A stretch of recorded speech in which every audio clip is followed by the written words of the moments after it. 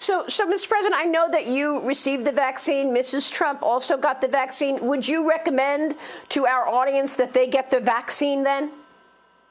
I would recommend it, and I would recommend it to a lot of people that don't want to get it, and a lot of those people voted for me, frankly. But, you know, again, we have our freedoms, and we have to live by that, and I agree with that also. But it's a great vaccine, it's a safe vaccine, and it's something that works. And we've been working round the clock, and what I got the FDA to do, this would have happened. This would have happened in many, many years from now if I didn't get involved and if we didn't get involved. Yeah, tell me more about that. I remember you were talking about, when you were in office, you were talking about the meeting that you held with the major pharmaceutical company heads, and you were garnering all of their support to work together to ensure that a vaccine was on the market as soon as possible. And you said that one issue that you were trying to do was to alleviate any bureaucracies within the FDA. How was it that you were able to encourage a vaccine on the market within 9 months? That was quite extraordinary. We have breaking news into the CBS in New York newsroom. Governor Cuomo has just announced that starting this month, vaccinated spectators can attend Yankees and Mets games in sections designated for 100% capacity. Separate sections for unvaccinated guests will still enforce 6 feet of social distancing between parties at 1/3 of total capacity. Now, masks will also remain mandatory in these unvaccinated sections. Both baseball teams will also be offering free tickets in exchange for fans receiving a vaccine at a game. The changes will go into effect 2 weeks from today on May 19th. The governor was joined today by Mets and Yankees team presidents Sandy Alderson and Randy Levine. Here's what they had to say. Why do we get a vaccine? Because at the end of the day, we're Yankees fans, we're Mets fans, but we're all on the same team on this one. We're all on the New York team. There's no I in team, they say. I get a vaccine to protect you, and you get a vaccine to protect me. But we're not going to make it mandatory. It's not mandatory. We'll give you a choice. You don't have to go and get vaccinated. You could just let your payments get reduced to zero, or you could go get a job. But of course, you won't be able to work in any of the industries unless you're vaccinated. But we're not going to force you to get vaccinated. This is how they do it, folks. This is how they do it. This is this whole thing, you know. And it's all because people, you know, won't stand up for themselves. They're not prepared to be human beings, realize that they don't have any owners. We can do what we can, but it's not up to us to wake everybody up. If people don't get it, then they don't get it. And if they don't get it now, you know, ignorance is truly a choice in this day and age, folks. If they can't see what's happening, then I don't really know how to help them from that point, you know. But we've got to face the reality that, you know, a lot of people probably won't make it through. A lot of people probably won't get it. The epicenter of the coronavirus pandemic is New York. And at the epicenter of that epicenter is New York City. And at the central point of New York City was a hospital called Elmhurst, where we were hearing reports that very bad things were happening. Well, there is a nurse that, a very talented nurse in Florida, that decided to go up and help up in New York, and went up to New York and got placed inside of the Elmhurst Hospital. While she was there, what she saw was so disturbing that she took it upon herself to wear a hidden camera and bring in a recording device so that she could capture some of what she was seeing there. This is a brilliant production that's been put together by Journeyman Productions, and I want to make sure that we give them a shout out. You're going to want to watch this entire 1-hour expose, but here is just a taste of this incredible brave nurse and her revelations as she risks everything to bring a camera and recording device into the epicenter of the coronavirus pandemic. Take a look at this. She began by telling us one of her most disturbing findings, that people who had repeatedly tested negative for COVID were being described as COVID confirmed. Okay, so if you look close, I'm in my patient's chart. I am pulling up like their laboratory results. So if you look here, you'll see COVID-19 bioreference lab. Here are the test results. As you can see, 5/1/2020 at 17:16, not detected. They test for a second time, 5/4/2020 at 17:59, not detected. So both of those are negative. Scroll up to the top. This is my patient. They are on a vent and they are being called COVID-19 confirmed. So not detected here, but so presumptive. Now they're all... They are detected. They're saying it's positive. Not detected. But it's not detected. Say, what does that mean? So You said that they were vented immediately upon being brought in, is that? Yeah, so the thing is they're coming in with difficulty breathing, and a lot of these patients are really coming in with anxiety because they're scared. They take them and they tell them pretty much that if they don't get on a vent, then they're probably not going to survive.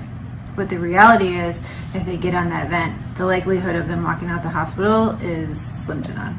You're saying they're putting non-COVID or COVID rule out with definite COVID patients? Yes. So I was only wondering, because like I was looking at like all the patient rooms, and like this patient is in with like a non-COVID. I don't understand why they're doing that.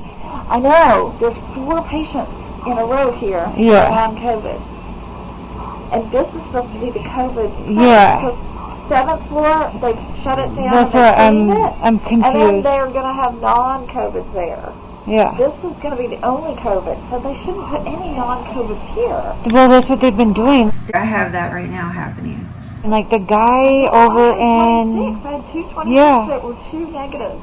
And they end up positive. Like the guy over in 29, I had him upstairs because I was on CCU before it. Yeah. And he came in with a stroke. I know, that's what 26-1 was, a stroke. And no COVID. And now he's got COVID and he's on a vent. Well, because we gave it to him here. An epidemic, either naturally caused or intentionally caused, is the most likely thing to cause, say, 10 million excess deaths. I think an epidemic, either naturally caused or intentionally caused, is the most likely thing to cause, say, 10 million excess deaths. I think an epidemic, either naturally caused or intentionally caused, is the most likely thing to cause, say, 10 million excess deaths. Everyone, and welcome to News 2 at 6. I'm Haley Wilkes. And I'm Bob Mueller. New tonight, a Nashville woman is speaking out tonight from her hospital bed, unable to walk. Less than 24 hours after receiving her second dose of the Pfizer COVID-19 vaccine, she was unable to move from the neck down. As News 2's Alex Dennis shows us, she is encouraging others to advocate for their health. It's just like the worst nightmare I can ever imagine. Brandy Parker McFadden is confined to her hospital bed at Vanderbilt. Can you walk right now? No, I can't walk. Less than 24 hours after receiving her second Pfizer COVID shot, she explains she lost her ability to move from her shoulders down. I thought maybe, if anything, I'd probably get like flu-like symptoms because I'd already had COVID, but I never in a million years thought I would never be able to get up and go to the bathroom or get up and walk to the other side of the room or stand up and hug my kid. We start tonight with a Channel 11 News exclusive. Doctors now believe a reaction to Pfizer's COVID-19 vaccine temporarily paralyzed a Bethel Park mom. Good evening, I'm David Johnson. And I'm Lisa Sylvester. Just 12 hours after getting the first dose, she woke up with no feeling from the neck down and relied on her young daughter to call for help. All they know is that prior to my vaccine, I was healthy, I was whole. And then after my vaccine, I had complete paralysis of my body. I've regained the upper body strength and I'm working towards both toes moving on left and right. That woman is sharing her story only with Channel 11's Jillian Hartman. And she is live tonight with this major update. Jillian. The liquid pours down here. It's like it's acid. So McCool went to a local chiropractor to help get the left side of his body working normally again. His chiropractor told me he's seen 12 to 20 other patients with similar issues after getting different vaccines. Now, I've had several who are diagnosed with some sort of stroke or other cardiac problems. I've had multiple who have had dehydration issues. Several that have had Bell's palsy now developed several weeks post the vaccine. We've had several people hospitalized to make sure that they were able to be stable before I would start working on them. He said the majority of his patients have been 40 years old or up, mainly men, more than a dozen of them with upper body problems, and a handful of folks with entire body issues. I did ask an infectious disease doctor with UPMC if this points to the vaccine. It's really. Bill, you launched CEPI because you believe the world is unprepared for the next pandemic. What is CEPI? CEPI is a coalition for epidemic preparedness, and the idea is to take a new way of building vaccines that could let us develop in less than a year a novel vaccine. They're called DNA-RNA vaccines, and so we'll fund a few projects to build specific vaccines, but not only will we get that, we'll prove out that these platforms can work, we'll understand the regulatory issues, and it gives us a chance of being able to respond in time when the next epidemic hits. Must be distributed to everyone, everywhere. We cannot rest or truly recover until there is fair distribution to every corner of the world. When any suffer, we all suffer. And tonight, we stand in solidarity with the millions of families across India who are battling a devastating second wave. Prince Harry at the Global Vax concert last night addressing the devastating COVID wave that is crippling India. More than 400,000 new cases on Friday, setting another grim record as the country hurdles towards 1 million deaths by August. Our foreign correspondent Maggie Rulli is on the scene in New Delhi with the latest. Good morning, Maggie. Hey, George. Good morning. Yeah, you said it. Those numbers, they are just staggering. More than 4,000 cases on back-to-back days. But pretty much every expert agrees that those numbers are just a fraction of reality. Most likely, they are 5 to 10 times higher than that. And with those numbers constantly rising, people here all tell us the same thing. They're scared, George, and they also feel helpless. Nearly everyone has a loved one who needs help right now. And for so many people, they just cannot. But the end game of this all, George, is going to be to get people vaccinated. As you said on the piece just a moment ago, that India is the largest vaccine producing country in the world. They've got to get their resources not only from within, but also from without. And that's the reason why other countries need to chip in to be able to get either supplies for the Indians to make their own vaccines or to get vaccines donated. One of the ways to do that is to have the big companies that have the capability of making vaccines to really scale up in a great way to get literally hundreds of millions of doses to be able to get to them. So there's an immediate problem, which is hospital beds, oxygen, PPE, and other supplies. And then there's the problem looking forward of how you're going to shut this down, how you're going to turn it around, how you're going to break the chain of transmission. Vaccines is one of them, but there are other ways too, like shutting down the government. I have advised them in the past that you really need to do that. You've got to shut down. I believe several of the Indian states have already done that, but you need to break the chain of transmission. And one of the ways to do that is to shut down. Tickets go on sale today at 100% capacity for theaters. The shows open September 14th. That's a function of how Broadway operates, obviously. They have to have a play to put on, and they're in the process of doing that, but the tickets go on sale tomorrow. But let's talk baseball. You can get a vaccine at the game. You're going to the game, we will set up at the game a facility as you're going in, come a little bit early, and get your vaccine at the game. You're going to the game anyway. It's on your way. Stop and get a vaccine. And if you get a vaccine, you get a free ticket to a Yankees or a Mets game.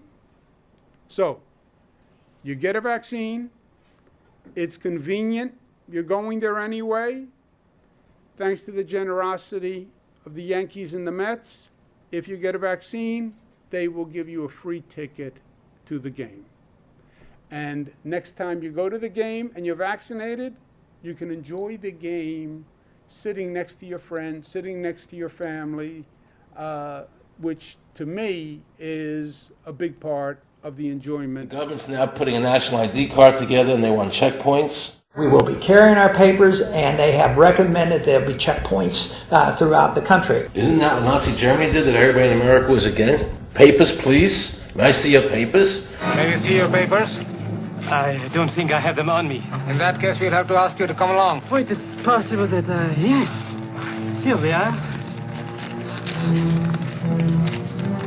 These papers expired 3 weeks ago. You have to come along. Halt!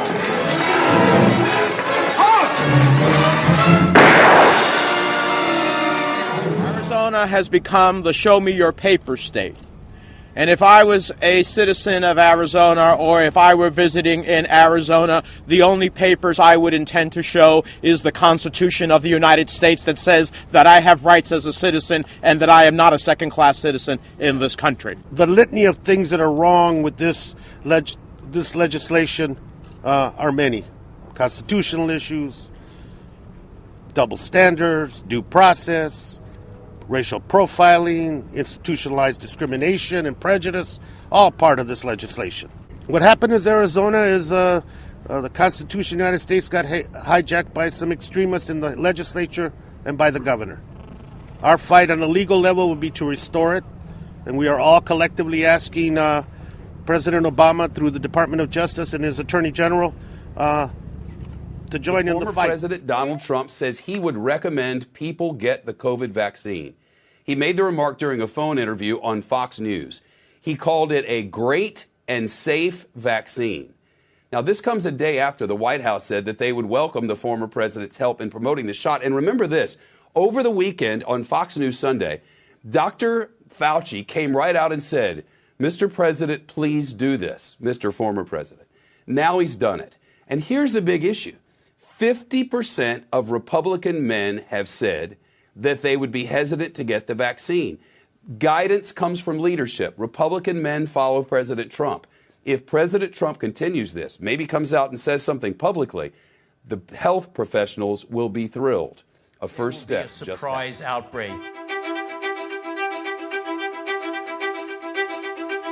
Given, as you heard from the introduction, that I have been around for a while and have had the opportunity and the privilege and the pleasure of serving in 5 administrations, I thought I would bring that perspective to the topic today, is the issue of pandemic preparedness. And if there's one message that I want to leave with you today, based on my experience, and you'll see that in a moment, is that there is no question that there will be a challenge to the coming administration in the arena of infectious diseases, both chronic infectious diseases in the sense of already ongoing disease, and we have certainly a large burden of that, but also there will be a surprise outbreak. And I hope by the end of my relatively short presentation, you will understand why history, the history of the last 32 years that I've been the director of NIAID, will tell the next administration that there's no doubt in anyone's mind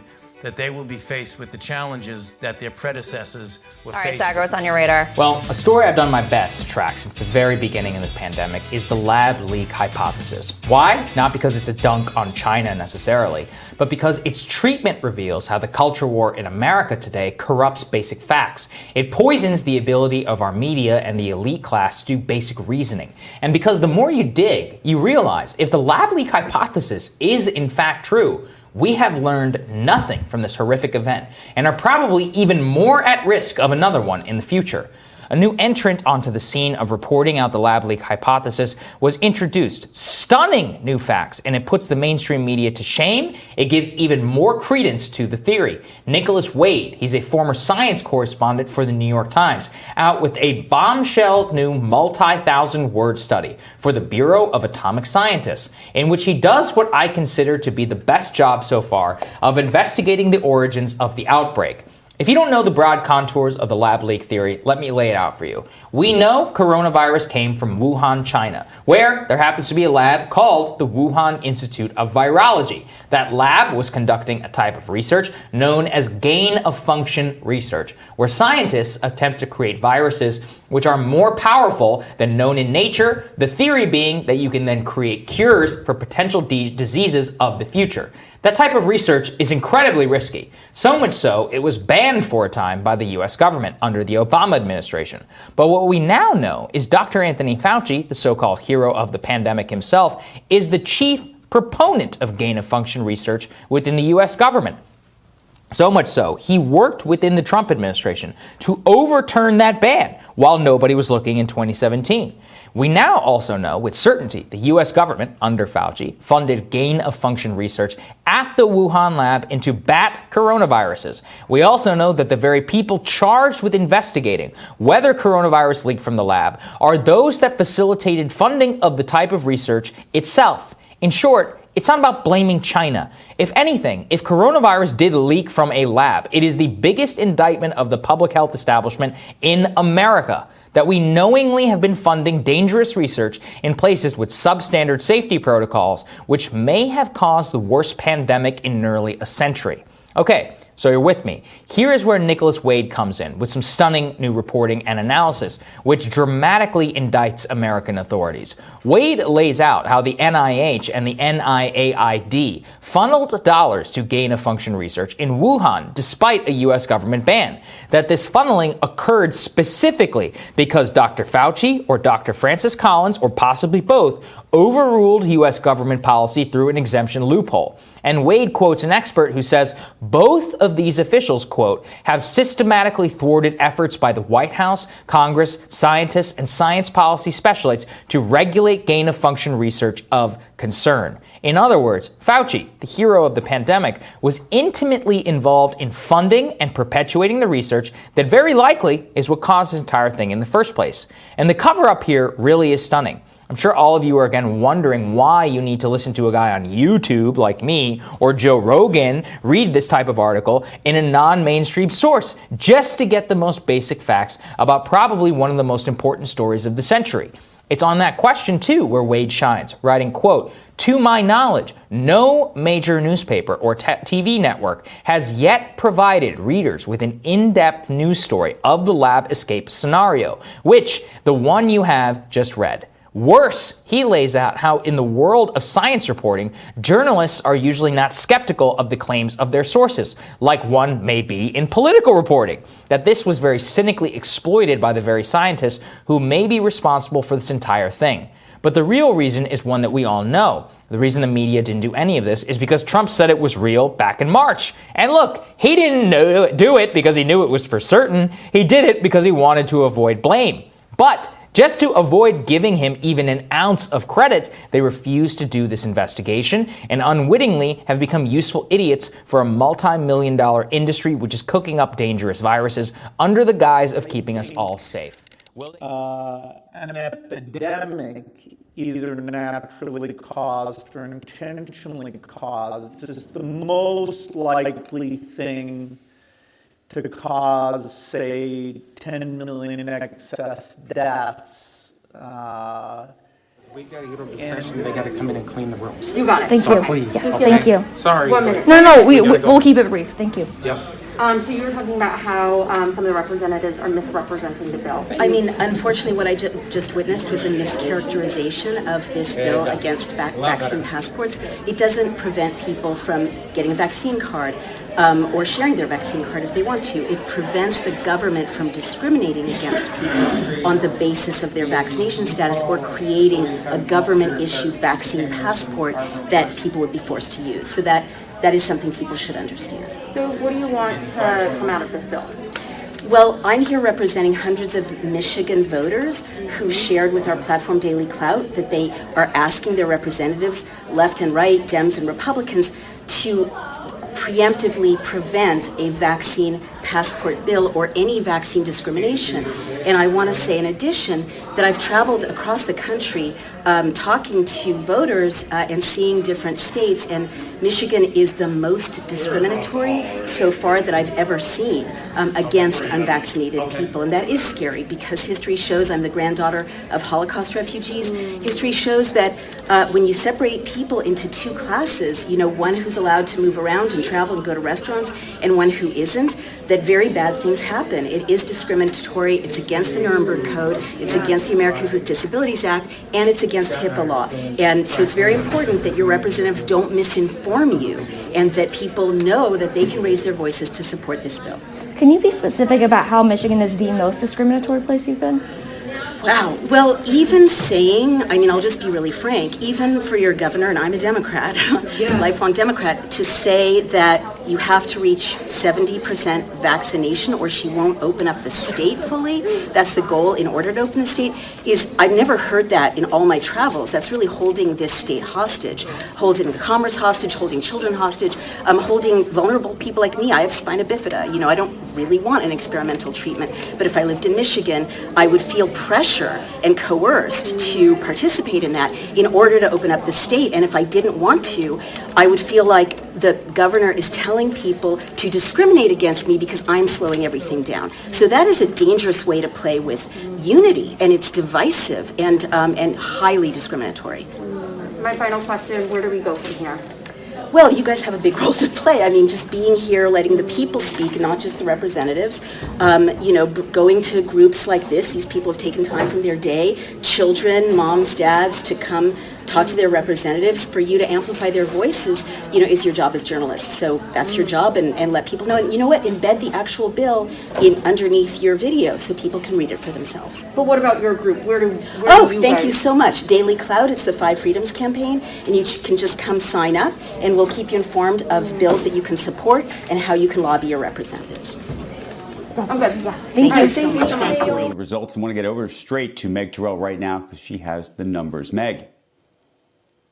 Hey, Andrew. Well, let's start with the fourth quarter. Pfizer reporting adjusted EPS just 6 cents light of estimates, 42 cents on an adjusted basis versus analysts' 48-cent consensus estimate. Revenue was a beat, $11.68 billion versus the estimate of $11.43 billion. Now, the company raising its full-year guidance for earnings from just a couple weeks ago, now by 10 cents due to changes in its COVID vaccine revenue forecast. Now, for that vaccine, they are breaking out guidance for 2021 because it will have such an outsized impact on results. Pfizer is forecasting $15 billion in revenue from its COVID vaccine this year. Now, it says in terms of the margin on that, the adjusted income before tax margin, they're expecting high 20s as a percentage of revenues there for the Pfizer COVID vaccine. So you're seeing kind of a mixed quarter, but breaking out that forecast for the COVID vaccine for the year ahead, the quarter behind, of course, includes that company spinning off its Upjohn business, combining that with Mylan, so kind of transitioning into a new company going forward. We shall overcome. Deep in my heart, I do believe we shall overcome. Though I join hands so often with students and others behind jail bars singing it, we shall overcome. Sometimes we've had tears in our eyes when we joined together to sing it, but we still decided to sing it. We shall overcome. No, before this victory is won, some will have to get thrown in jail some more, but we shall overcome. Don't worry about us. Before the victory is won, some of us will lose jobs, but we shall overcome. Before the victory is won, even some will have to face physical death. But if physical death is the price that some must pay to free their children from a permanent psychological death, then nothing shall be more redemptive. We shall overcome. Before the victory is won, some will be misunderstood and called bad names and dismissed as rabble-rousers and agitators, but we shall overcome. And I'll tell you why. We shall overcome because the arc of the moral universe is long, but it bends toward justice. We shall overcome because Carlyle is right. No lie can live forever. We shall overcome because William Cullen Bryant is right. Truth crushed to earth will rise again. We shall overcome because James Russell Lowell is right. truth forever on the scaffold, wrong forever on the throne.